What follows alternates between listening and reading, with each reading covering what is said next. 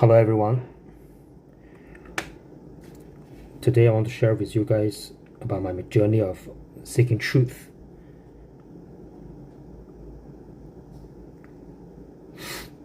So why and how do we seek truth? And when we find a certain truth, it seems like only we ourselves know it is true. What can we do about it? You remember the Apostle Paul. I think when he received the revelation of the grace of God for the Gentiles, means non-Jews, to receive the gospel of Jesus Christ, he was very sure, yet he was concerned that it might be, there's a slight chance it is not the case. So he went to Jerusalem to consult other apostles. So first of all, regarding seeking truth, finding truth,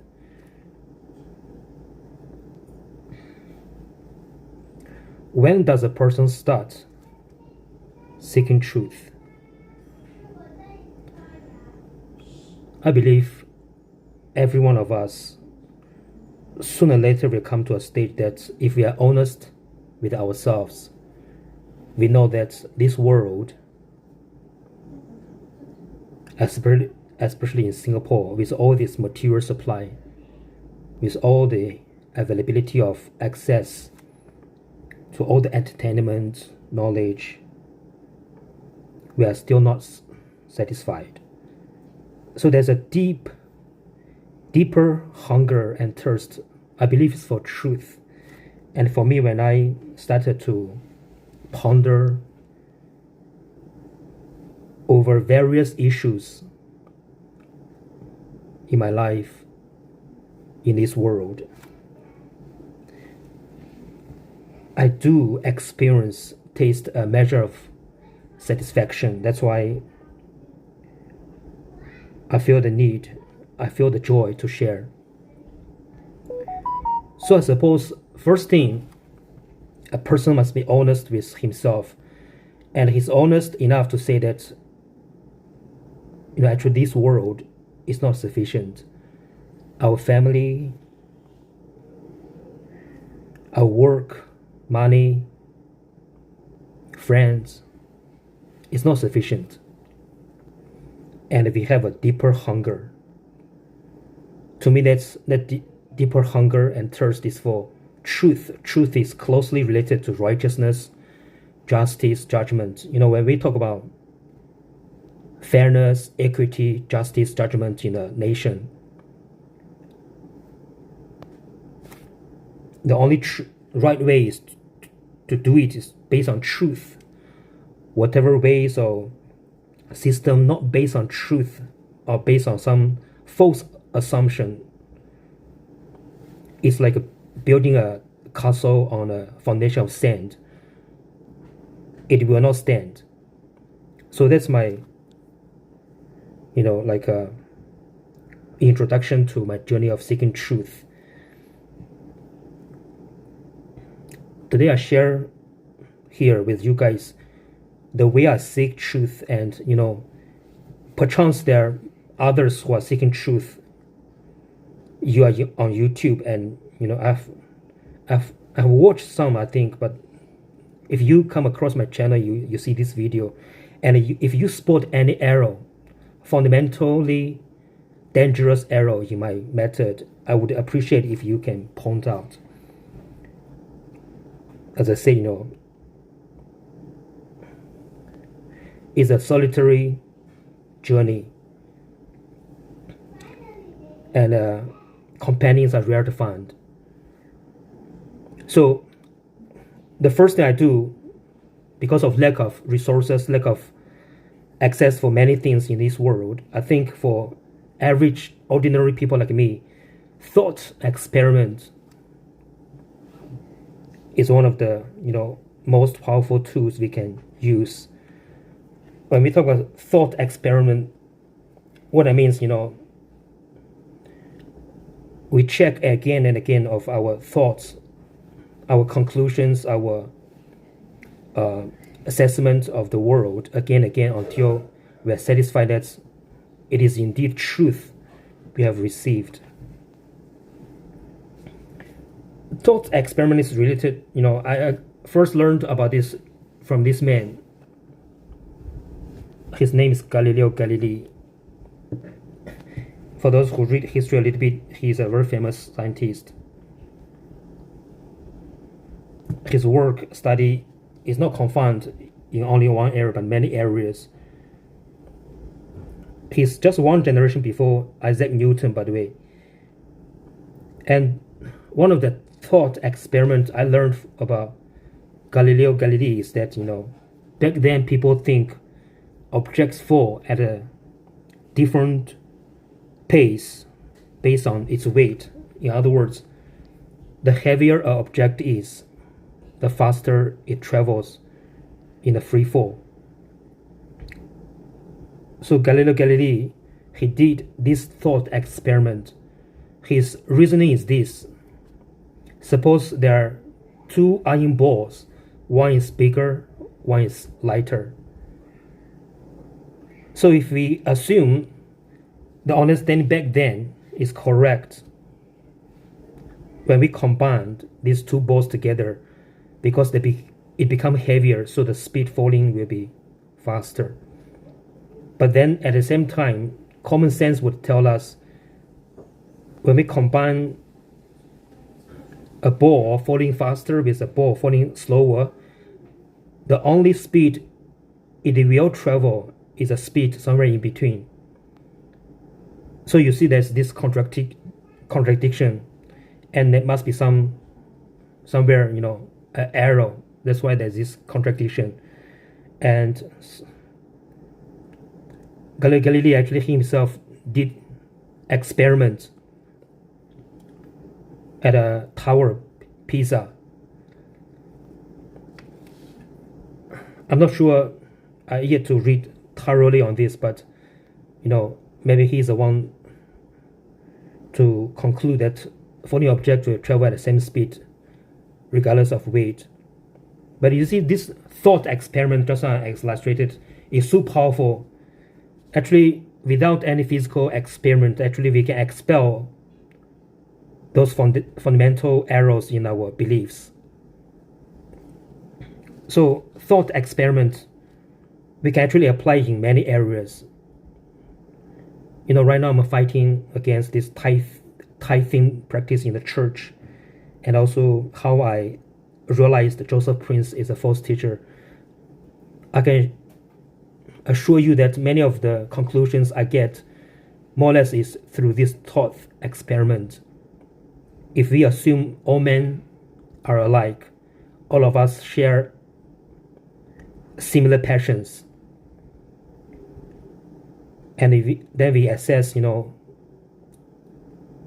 each individual, how they behave in a group setting, in a church setting, we can clearly conclude someone is not being honest. And in terms of tithing experiment, I can clearly prove that, this system is beneficial to those who are able and those who have access to wealth, but it's very detrimental.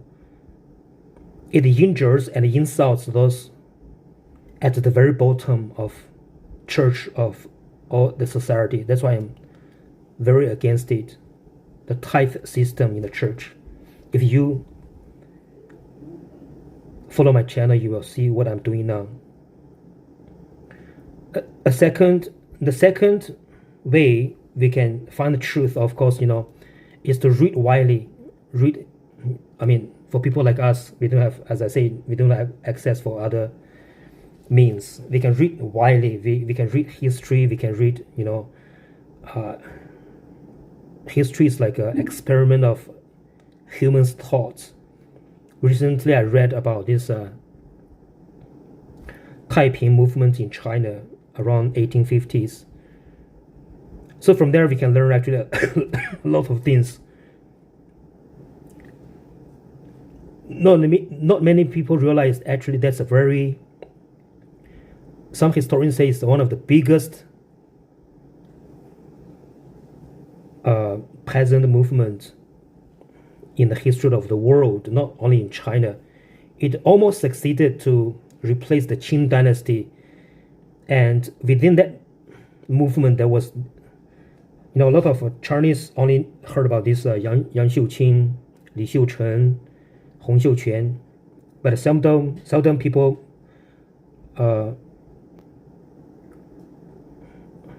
knew about this guy. His name is Hong Rengan. He was a Christian, and he worked with those foreign missionaries in Hong Kong before he joined Hong Xiuquan, his distant cousin at Taiping Tianguo in Nanjing. And he drafted one of the most comprehensive constitution for the Taiping Tianguo Yundong. Of course, if you look closely, because Hong Xiuquan, he made a fatal claim. He claimed he's a sibling of Jesus Christ. That's why, this is not truth. I believe that's why eventually, the infight is unavoidable, because the truth is not being lifted up. And only truth can satisfy our heart, our conscience. So when this movement leader Hong Xiuquan started with that notion, being a sibling of Jesus Christ, it's a sure path of failure, because his followers will sooner or later in their hearts realize they can do the same. Indeed, Yang Xiuqing also claimed to be a elder brother of Jesus Christ, and there was infight, so the movement, sooner or later failed. So, thought experiment, reading of history and facts is important. Another lesson I would say, talking about different political theory. Karl Marx has this communism, and many people believe it sounds like the best system, the best explanation of a country, of nations, distribution of wealth. But if we look at the history of those countries who experimented with communism, we will see it's not truth. And China today is maybe still doing well. It's not because of communism, it's because of the Chinese leaders. They cleverly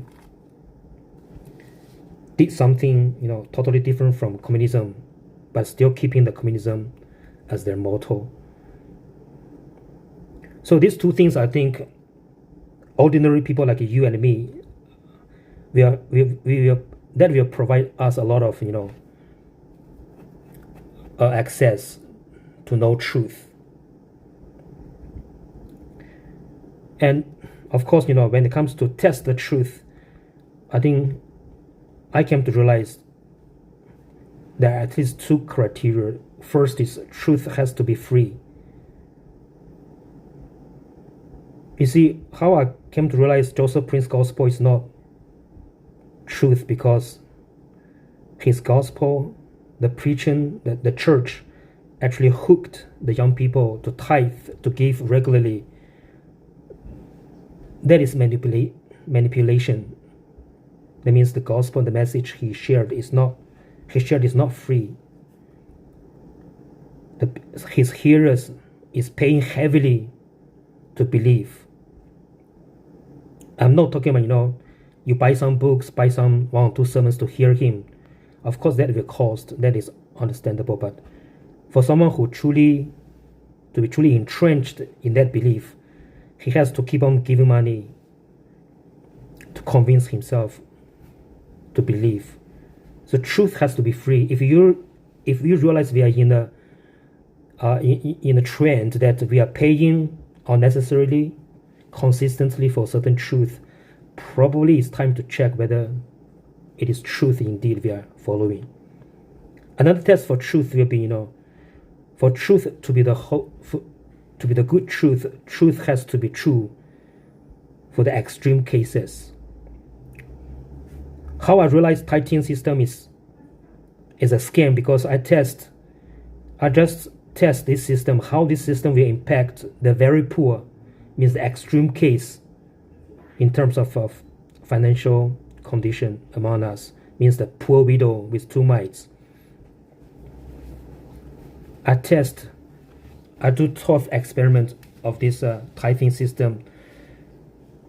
I come to this firm conclusion that this system is so detrimental to the very poor ones in the midst of us, and I'm sure God has been very merciful down through the histories, but it's time to change. And I'm willing to go the distance to claim that the reason I'm fighting against this tithing system, I think the Lord is pleased. That's why I have a strong message to all the churches in Singapore and all over the world, to at least restudy the practice of tithe, to see whether it's from the Bible, to see whether it's from the Lord, to see whether it's fair for the poor people. Of course, along this journey, I realized there are a few things just as important. First is, I would say, the fear of the Lord. Proverbs says the fear of the Lord is the beginning of knowledge, and also the fear of the Lord is the beginning of wisdom. When we search the truth, the first thing I say, we must be honest. Fear of the Lord is just as important. What is the fear of the Lord? It means we cannot examine truth based on our own benefits or inclination of our heart. We have to be willing to test the truth, even when it hurts our own status, our own ego, our own culture. That's the fear of the Lord. Second thing, of course, is the prayer. With all our so-called limited understanding, very limited knowledge, and even more limited access to the experiment, even information, we are certain that our conclusion will not be complete. That's why prayer is so important. We pray like never before. We pray that the Lord have mercy on us, lead us not to falsehood, but lead us to His truth. Then the last two things I would say, to safeguard us from going astray like Hong Xiuquan or like Joseph Prince, we have to test and proclaim the truth, and at the same time we assess the response. Are the hearers being set free truly, or are the hearers being put into bondage? I guess that's where the church life, a church of righteous people, is so important. It's so dangerous and also lonely to walk in this journey of finding the truth and proclaiming the truth. And it's so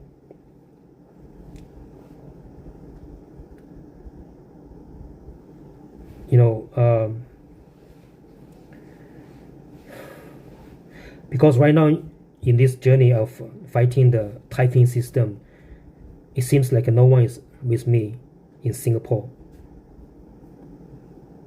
Maybe not in the whole world. I do pray that those righteous souls, if you are hearing me, if you think I'm doing the right thing, I welcome you to connect somehow. Our life is only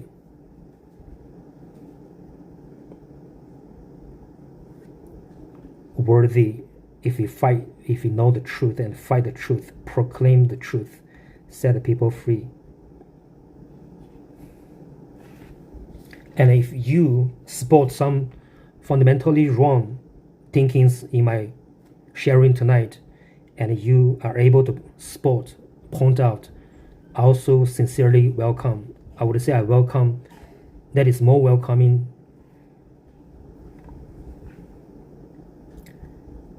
to encouragement, because that is a true correction. If you spot that, do share with me. I plead with you guys, the hearers.